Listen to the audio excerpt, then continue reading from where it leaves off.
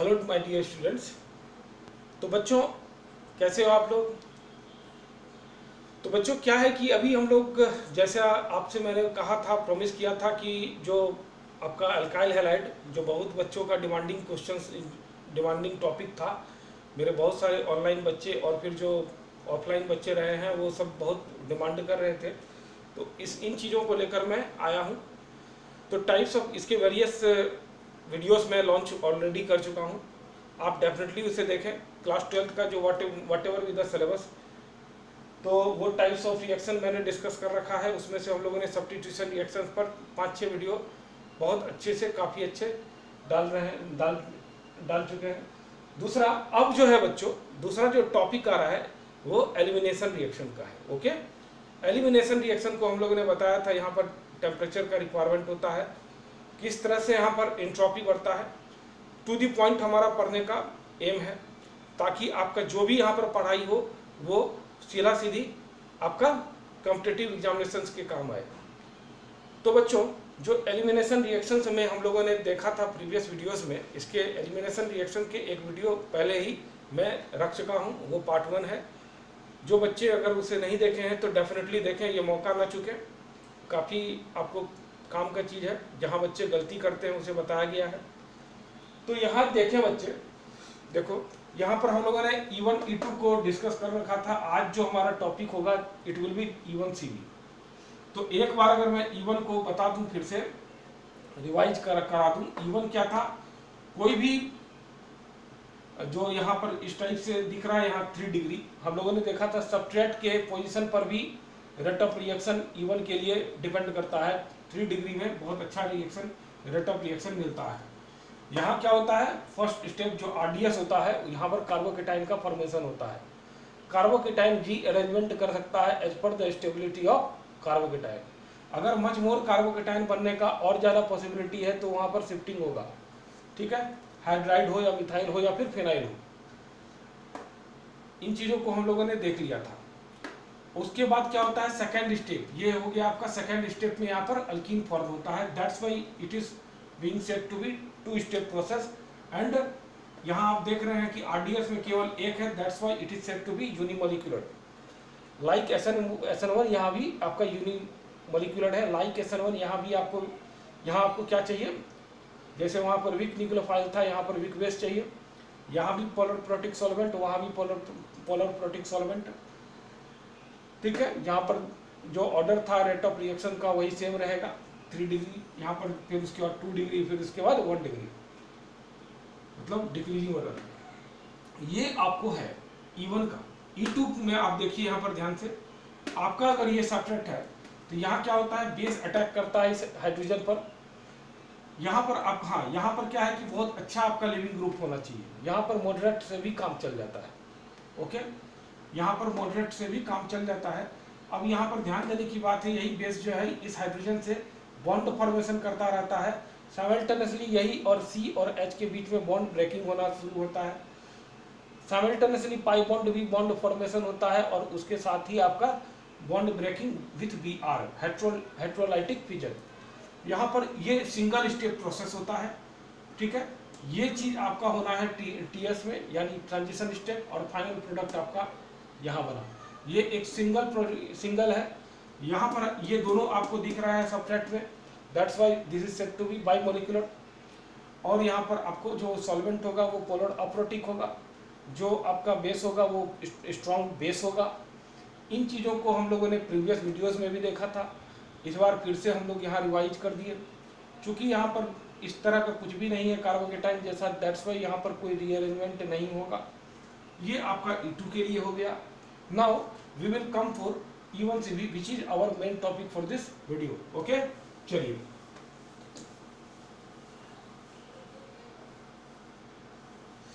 बच्चों, क्या है कि जितने वीडियोस मैं लॉन्च कर रहा हूँ वो सारा आपका एज पर the IIT students, IIT pattern है या फिर नीट के पैटर्न पर है।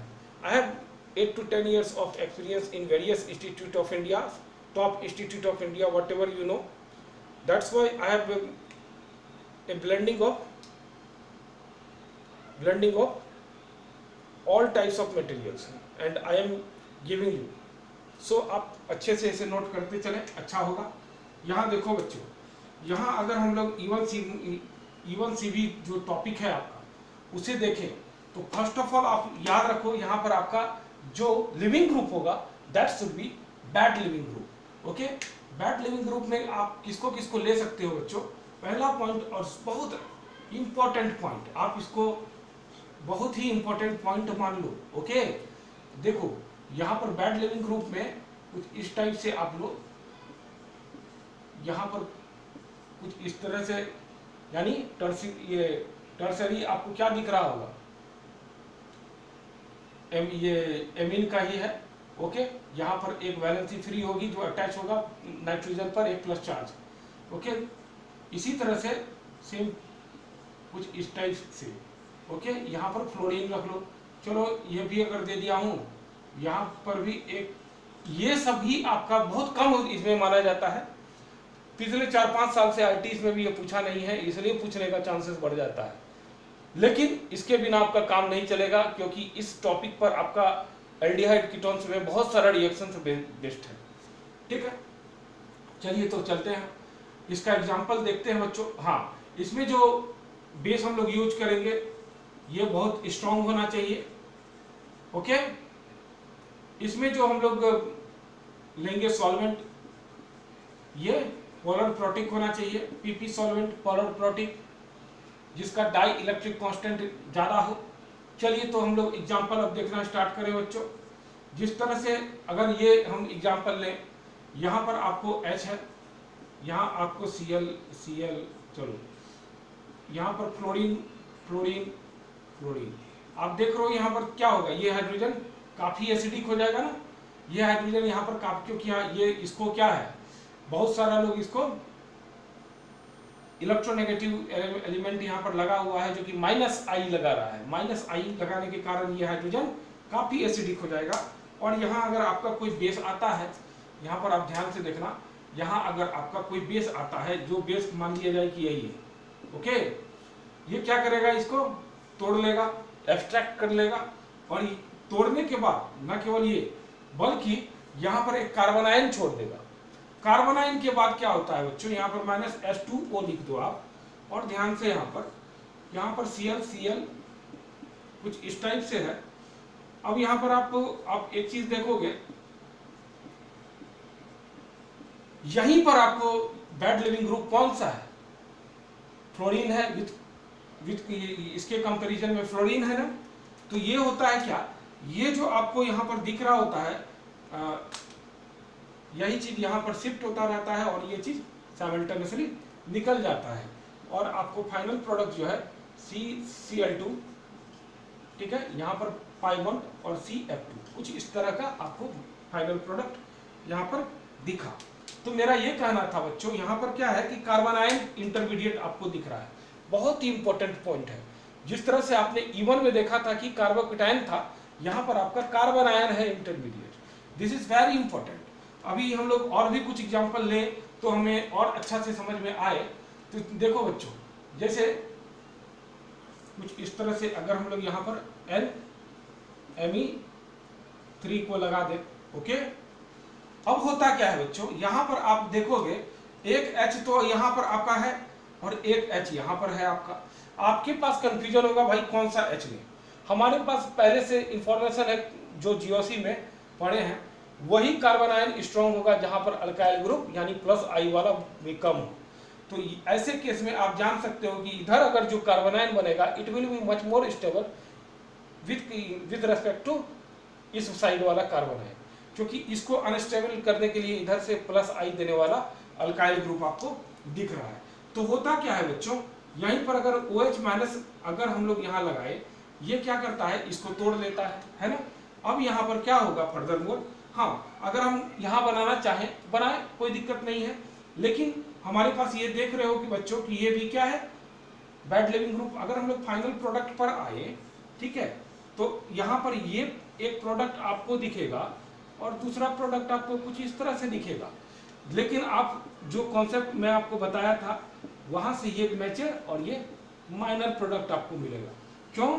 क्योंकि हमने अभी डिस्कस किया था कि इधर बनने वाला carbon ion it will be much more stable that's why ये जो है आपको प्रोडक्ट इस टाइप का दिखेगा।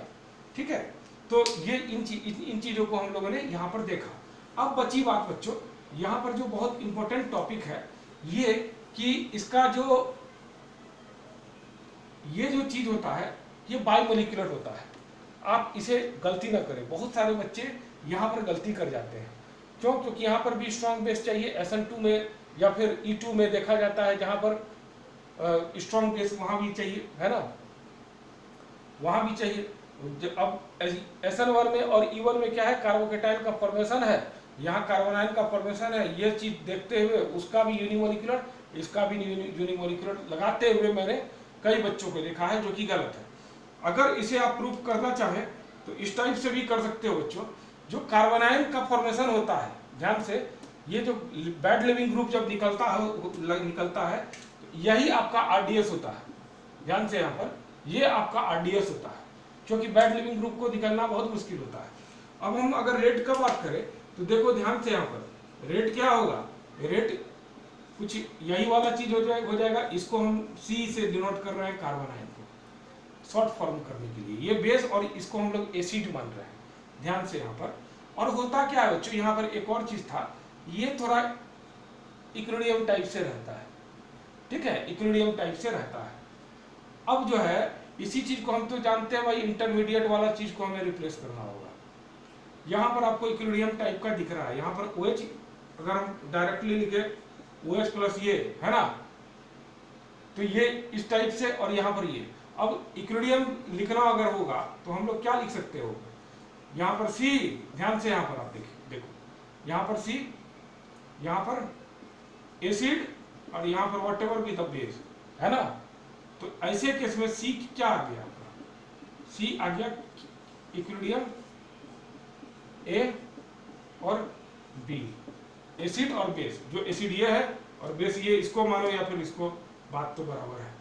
तो रेट आपका क्या हो गया बच्चों, आप देखो A और B, है ना। तो ऐसा जब ऐसा आप लोग यहाँ पर देखें तो यहाँ पर आप लोगों ने क्या किया बच्चों, ये क्या हो गया, बायोमोलिकुलर हो गया ना, क्योंकि यहाँ पर ऑर्डर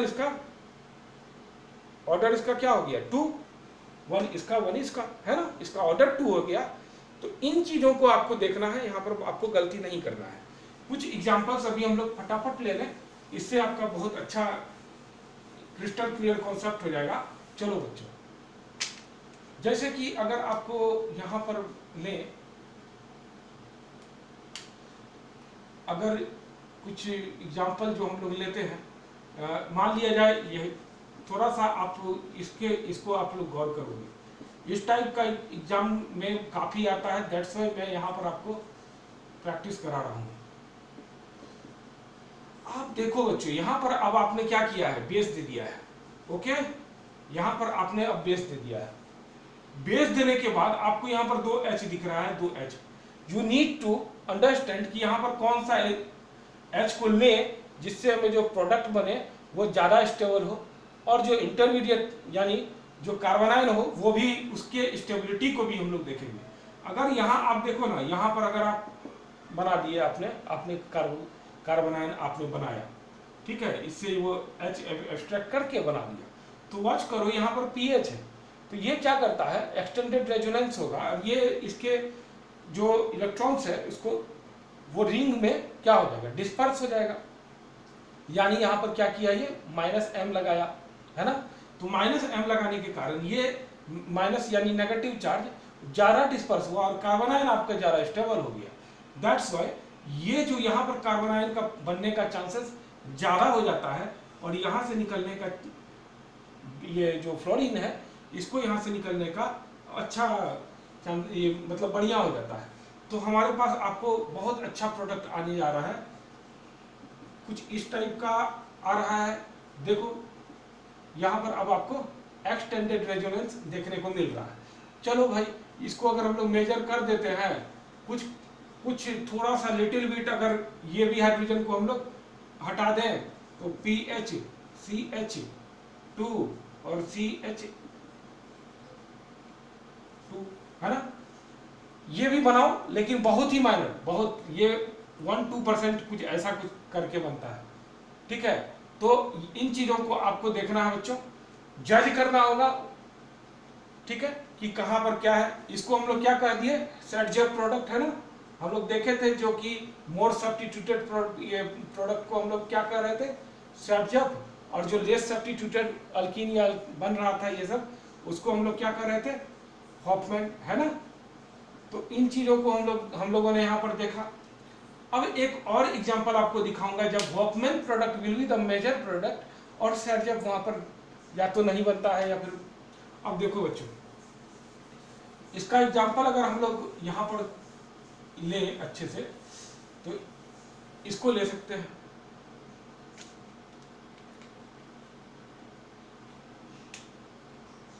देखो बहुत अच्छा एग्जांपल मैं आपको दे रहा हूं, ठीक है। यहां पर आपका एक ये दे दूं नाइट्रोजन, ध्यान से, चलो बड़ा लिख दिया, यहां पर मिथाइल और यहां पर CH2 CH और यहां पर जो है इस टाइप से। अब क्या होता है बच्चों, यहां पर बेस आएगा, बेस आएगा, वो बेस क्या करता है कि वो देखता है कि भाई यहां पर स्टेरिक, यहां भी आपका है, देखो ध्यान से, यहां पर जो है ये ज्यादा स्टेरिकली हिंडर्ड नहीं है, ये यहां पर इसको तोड़ लेता है और BH बनाया, ओके, यहां पर क्या किया, BH बनाया। अब क्या होता है, यहां पर आप पॉजिटिव चार्ज दे दो भाई, 4 बॉन्ड आपको दिख रहा है ना जुड़ा हुआ। मैंने तो पहले ही कहा था कि ये चीज क्या होता है, आपको गुड लिविंग ग्रुप में आ जाएगा। जो नाइट्रोजन पर अगर प्लस चार्ज चढ़ा हुआ है वो डेफिनेटली, सॉरी गुड नहीं, बैड लिविंग ग्रुप में आता है। अब क्या होता है, और एक और चीज, एवरी टाइम मैं एक चीज, ये जो है हमेशा टेम्परेचर इसको चाहिए, टेम्परेचर इसको चाहिए, तो एवरी टाइम यहाँ पर टेम्परेचर लगता रहेगा। जैसे आपने टेम्परेचर दिया, क्या हुआ, ये बॉन्ड यहाँ की ओर शिफ्ट कर गया और ये लीव कर गया, और फाइनल प्रोडक्ट क्या बन जाता है आपका, कुछ इस तरह से, नाइट्रोजन और यहाँ पर मिथाइल, यहाँ पर मिथाइल, और यहाँ पर आपका कुछ इस टाइप से बन गया। तो मेरा ये कहना है, यहाँ पर ये क्या बना आपका, यहाँ पर आप देखें कि हॉफमैन टाइप का एक प्रोडक्ट बना है ना। यहाँ पर कहने का मेरा ये मतलब था कि आपको ये चेक करना होगा यहाँ पर कहाँ का हाइड्रोजन बेटर निकल सकता है। अब तुम देखो बच्चों, ये अगर H पर अटैक करता है तो यहाँ पर जो रिंग बहुत ज्यादा क्लोज है, बहुत ज्यादा क्लोज है, यहाँ पर काफी दूर पर है, 1 2 के बाद तीसरे नंबर पर है। यहाँ पर तुम देखो एक, यहाँ पर क्या है, यहाँ 1 और उसके बाद दूसरे नंबर पर ये हो।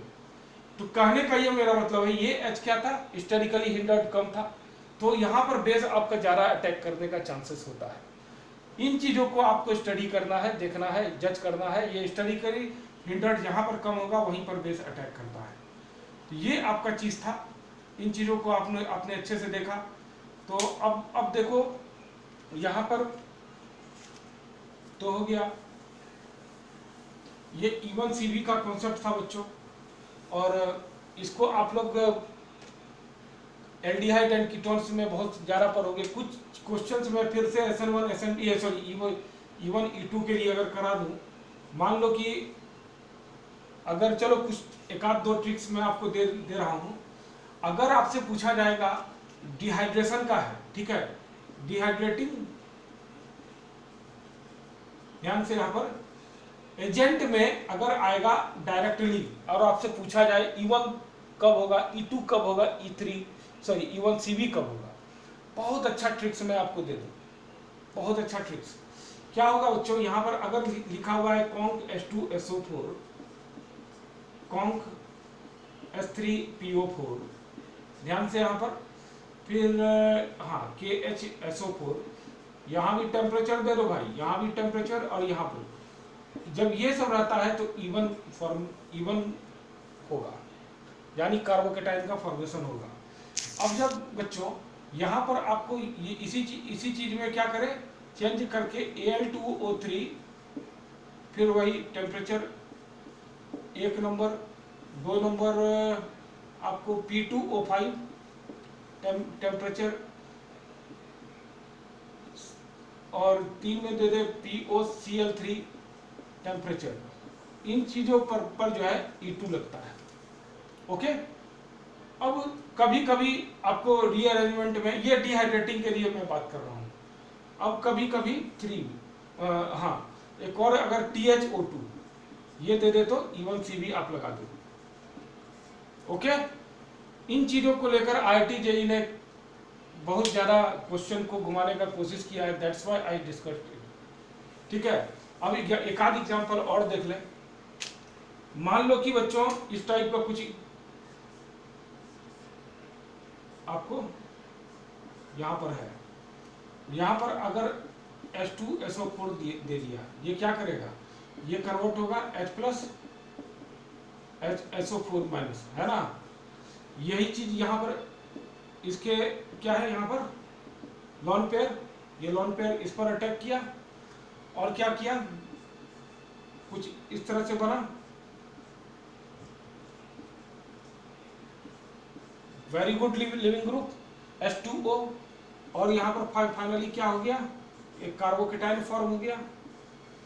नाउ आपको क्या करना है, यहाँ से अब पॉसिबिलिटी है क्या, यहाँ तो 1 डिग्री कार्बोकेटाइन बन रहा है, it is not very stable, तो क्या होगा, यहाँ पर एक हाइड्रोजन, यहाँ पर क्या होगा, मिथाइल शिफ्टिंग का चांसेस है। नंबरिंग फटाफट कर लो, 3, 4, 5 और 6, ये 3 से क्या हो सकता है, यहाँ पर ये मिथाइल ग्रुप का ये बॉन्ड जो है यहाँ पर आके शिफ्ट कर जाएगा, तो क्या हो गया, 2 पर 2 की वैलेंसी फ्री हुई और वहाँ पर क्या हो गया, कार्बोकेटाइन का जनरेशन हो गया।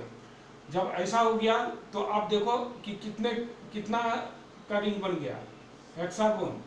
अगर 1A, 2A, 3A, 4A, 5 और 6,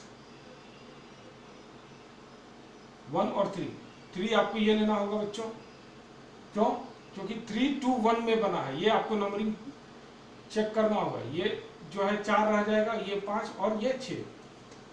ठीक है, आपको नंबरिंग पर इसलिए फोकस करना है कि हो सकता है कि वहां पर कुछ और भी सब्स्टिट्यूएंट हो, क्लोरीन हो, ब्रोमीन हो, वहां पर आपको फंसा सकता है। That's why you need to have proper numbering.